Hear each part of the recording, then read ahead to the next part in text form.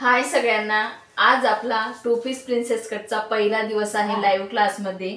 तर आपण to piece princess कटचं drafting बघणार आहोत। मी इथं तुम्हाला बोर्डवरती ड्राफ्टिंग काढून दाखवणार आहे आणि ड्राफ्टिंग फक्त मी तुम्हाला आज काढून दाखवणार आहे। पुढचे जे लाईव्ह क्लास आहेत आपले त्यांचे तुम्हाला मी शोल्डर मुंड्याचे माप आणि टक्सची रुंदी काय असते ते मी तुम्हाला आज दाखवून देणार आहे आणि नंतर पुढचे जे लाईव्ह क्लासेस येतील आपले त्यामध्ये मी फक्त तुम्हाला शोल्डर मुंड्याचे माप सांगणार आहे। तर आज आपण ड्राफ्टिंग करून घेऊयात। तर सगळ्यात आधी 28 साइजचं माप बघूयात आपण, कारण 28 पासून सुरुवात केलेली आहे आपण। याआधी आपले कटोरी ब्लाउज बाकी आहेत, याआधी आपले 4 टक्स आणि 1 टक्स झालेले आहेत। 1 टक्स मध्ये सुद्धा मी तुम्हाला 28 ते 50 शिकवलेले आहेत, त्याचे शोल्डर मुंड्याचे माप सांगितलेले आहेत आणि 4 टक्स मध्ये सुद्धा 28 ते 50 पूर्ण लाईव्ह क्लासमध्ये आपले क्लासेस झालेले आहेत। आणि जेवढ्याही नवीन ताई आहेत त्यांनी चॅनलला सबस्क्राइब करायचे, जेणेकरून मी जे व्हिडिओ टाकेल किंवा लाईव्ह क्लासेस येतील त्यांची नोटिफिकेशन तुमच्यापर्यंत पोहोचेल। आणि बऱ्याचदा काय होतं की बऱ्याचशा ताई अशा आहेत की त्यांना कटिंग करण्याचा कंटाळा येतो किंवा शोल्डर मुंड्याचे माप कळत नाही किंवा कटिंग करायला भीती वाटते। अशा ताईंसाठी आपल्याकडे पेपर पॅटर्न उपलब्ध आहेत। पेपर पॅटर्न आपल्याकडे कटोरी blouse, prince cut, 4 tucks, boat neck, सभ्यसाची, 1 tucks, 3 piece princess cut, boatneck कटोरी, boatneck princess cut, 3 piece princess cut मध्ये सुद्धा बोटनेक आहे। तुम्ही कुठल्याही प्रकारचे पेपर पॅटर्न घेत असाल तर मी दिलेल्या नंबरवरती कॉन्टॅक्ट करायचा आहे, तुम्हाला सगळी सविस्तर माहिती मिळून जाईल आणि पेपर पॅटर्न घेतल्यानंतर सुद्धा लाईफ टाइम सपोर्ट राहील। जर तुम्हाला हवे असेल तर नक्की कॉल करा। आणि पेपर पॅटर्न आपले वॉटरप्रूफ फॅब्रिक पासून बनवलेले आहेत, तुम्ही जरी पाण्यात टाकले तरी त्यांना काही होत नाही, फाटत नाही आणि भिजत सुद्धा नाही। तर आता आपण 28 साइज बघणार आहोत। बऱ्याचशा महिला जॉईन झालेल्या आहेत, त्यांनी लाईक केलेलं नाही तर लाईक नक्की करा। तर सगळ्यात आधी आपण उंचीचं माप घेऊयात। सगळ्यात आधी मी प्रत्येक लाईव्ह क्लासमध्ये सांगितलेले 0 ते 1 पूर्ण उंची, म्हणजे अशा पद्धतीने उंची घ्यायची आहे आणि प्लस त्यामध्ये 1 इंच वाढवायचं आहे। आणि 0 ते 2 म्हणजे छातीचा चौथा भाग अधिक 2 इंच। आणि समजा तुम्हाला जर बंद गळा घ्यायचा असेल तर 1 इंच शिलाई मार्जिन म्हणजे हे तुम्हाला ऍड करायला लागतं। तर अशा पद्धतीने शोल्डर मुंड्याचे माप घ्यायचे आहेत। आधी आपण बॉक्स तयार करून घेऊयात। अशाच पद्धतीने तुम्हाला बॉक्स तयार करायचा आहे।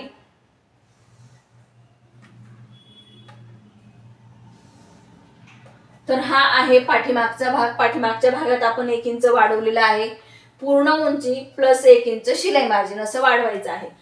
आता शोल्डर मुंड्याची माप आणि गळा रुंदी टाकायची आहे। समजा तुमचा जर पाठीमागचा गळा 8 इंचाचा असेल तर तुम्हाला शोल्डर घ्यायचा आहे 5 इंच आणि मुंडा घ्यायचा आहे 5.5 इंच, घडी घ्यायची आहे 7 इंच, शिलाई मार्जिन घ्यायचं आहे 2 इंच। जर तुम्ही नवीन शिकत असाल तर 2 इंच शिलाई मार्जिन नक्की घ्या, कारण काय होतं बऱ्याचदा आपण कटिंग केल्यानंतर स्टिचिंग करतो तेव्हा खूप धागे निघतात बरेचशा ब्लाउजचे, तर ते धागे निघाल्यानंतर पाव इंच आपलं खराबच होतं। म्हणजे तुम्हाला शिवल्यानंतर बरोबर 1.5 ते 1.5 इंच शिलाई मार्जिन शिल्लक राहतं। दाबटीप टाकली तर 1.5 इंच राहतं। तर इथून गळ्याची उंची घेतलेली आहे आपण, जसं मी तुम्हाला सांगितलं आता 8 इंच गळ्याची उंची घेतलेली आहे। तर त्यासाठी मुंड्याचं माप मी तुम्हाला सांगितलंय, शोल्डरचं माप सांगितलेलं आहे, तशा पद्धतीने माप टाकायचे आहेत। अशाच प्रकारे ड्राफ्टिंग तुम्हाला करायची आहे। ड्राफ्टिंग केल्यानंतर पाव इंच, 7 इंच प्लस गळा असेल तर पाव इंच गळ्याच्या साईडने डाऊन करून घ्यायचा आहे आणि गळ्याला शेप देऊन घ्यायचा आहे। इथं मी पाठीमागे गोल गळ्याला शेप दिलेला आहे। आता कमरेचं माप इथं घेतलेलं आहे, पण कमरेचा चौथा भाग अधिक पाठीमागचा टक्स 1 इंच अधिक 2 इंच शिलाई मार्जिन। आणि तुमचं कंबर जर चेस्ट पेक्षा 7 ते 8 इंचांनी कमी असेल तर ही जी लाईन आपली सरळ आलेली आहे ही क्रॉस मध्ये येणार आहे, एवढं लक्षात ठेवायचं आहे। तर पाठीमागचा टक्स आपल्याला कसा मोजून घ्यायचा आहे ते पण मी तुम्हाला सांगते। पाठीमागचा टक्स कमरेचा चौथा भाग जेवढं आपलं माप येतं त्याच्या निम्म आपल्याला टक्स हा घ्यायचा आहे। तर हा झाला आपला पाठीमागचा भाग। पाठीमागच्या भागाला 1.5 इंचावरून मुंड्याला शेप द्यायचा आहे। हा जो पॉइंट आहे या पॉइंट पासून 1.5 इंचावरती आपण मुंड्याला शेप दिलेला आहे। पाठीमागचा भाग अगदी सोपा आहे। शोल्डर मुंड्याचे माप प्रत्येकासाठी चेंज होणार आहे। आता आपण पुढचा भाग टिक करून घेऊयात। पुढच्या भागामध्ये आपल्याला पाठीमागच्या भागापेक्षा अर्धा इंच एक्स्ट्रा घ्यायचं असतं।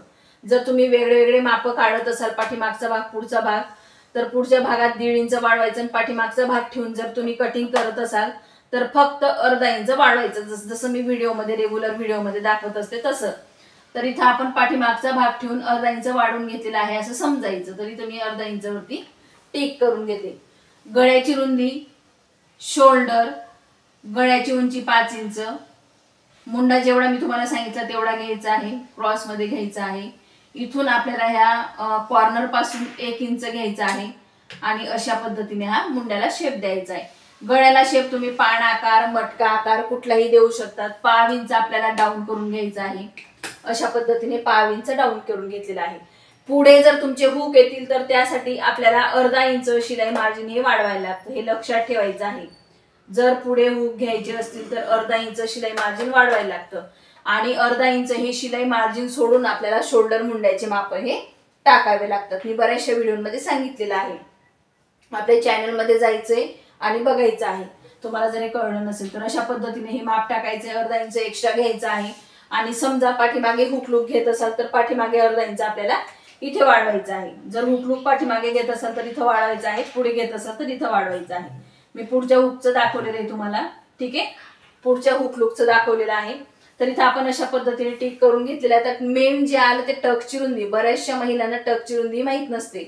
तर आपल्याला आता 28 साईज साठी टक्सची रुंदी घ्यायची 2.8 घ्यायची, ठीक आहे.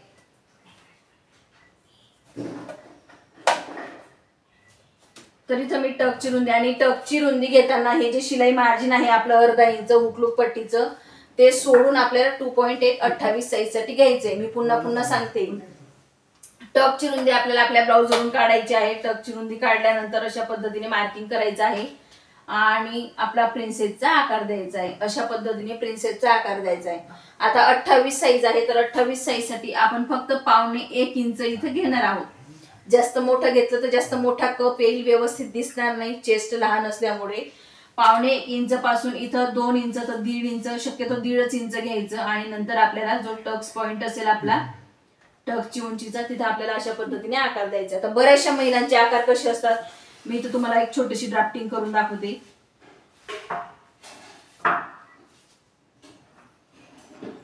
हा जो आकार आहे आपण हात दिलेला बऱ्याचशा महिलांचा, काही महिलांचा असा असतो.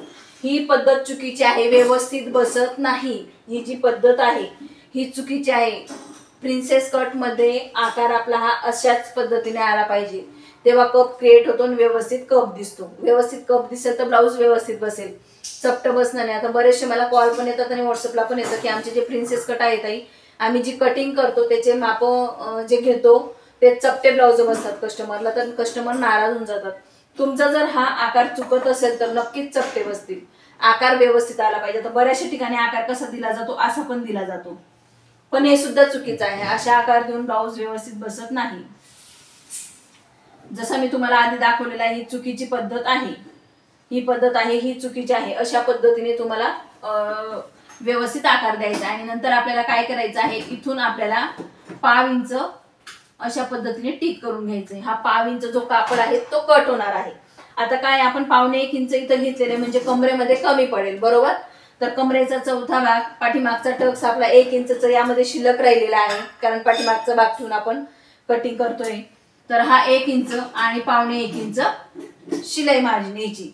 तर अशा पद्धतीने हे माप येणार आहे, ठीक आहे. इथं अर्धा इंच आणि अशा प्रकारे हे माप येणार आहे. आता आपल्याला काय करायचं, हे जर आपण सरळच घेतलं तर क्रॉस मध्ये कापड तयार होईल आपला.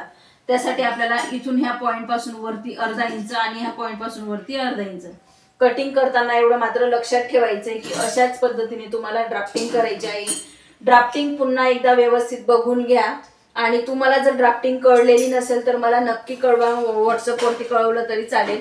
शक्यतो कमेंटमध्येच सांगा की आम्हाला कळलेलं नाही किंवा आम्हाला ड्राफ्टिंग तुम्ही वहीवरती दाखवा, तर मी वहीवरती दाखवण्याचा पण नक्कीच प्रयत्न करेन. पण बऱ्याचशा महिलांचं म्हणणं असतं की ड्राफ्टिंग आम्हाला व्हाईट बोर्डवरती किंवा बोर्डवरती दाखवा, लवकर लक्षात येतं. तर त्यासाठी मी व्हाईट बोर्डवरती तुम्हाला दाखवलेलं आहे. पुन्हा एकदा सांगते की हुकलूक पट्टीसाठी आपल्याला अर्धा इंच हे सोडायचंच आहे. ज्या साईडला तुम्ही हुकलूक पट्टी घेत असाल त्या साईडला, जसं तुम्हाला पुढच्या भागात घ्यायची तर पुढच्या भागात सोडायला लागेल आणि पाठीमागे घ्यायची असेल तर पाठीमागे सोडायला लागेल. तर अशा पद्धतीने ही साईज आपली 28 साईज आहे. 28 साईजचं हे माप आहे आपलं. आज पहिला दिवस आहे आपला. तर असेच आपण 28 पासून 50 पर्यंत सगळे प्रिन्सेस कट मध्ये 2 पीस प्रिन्सेस कटचे माप बघणार आहोत. यामध्ये बोटनेक पण येतं, 2 पीस बोटनेक पण येतं, यामध्ये 3 पीस बोटनेक पण येतं, 3 पीस म्हणजे क्रॉस पट्टीवालं, आणि यामध्ये 3 पीस डिपनेक पण येतं. असे वेगवेगळे प्रकार सुद्धा आहेत आपल्याकडे पेपर पॅटर्नचे. ज्यांना कुणाला हवे असेल त्यांनी कॉन्टॅक्ट करायचा आहे. सगळे प्रकारचे पेपर पॅटर्न उपलब्ध आहेत आणि सर्व साईज आहे. त्यामुळे तुम्हाला काय होतं की वेगळं काही माप घ्यायची गरज येत नाही. आपल्या पेपर पॅटर्नवरून तुम्हाला फक्त उंची आणि छाती हे दोनच माप मोजायचे सर.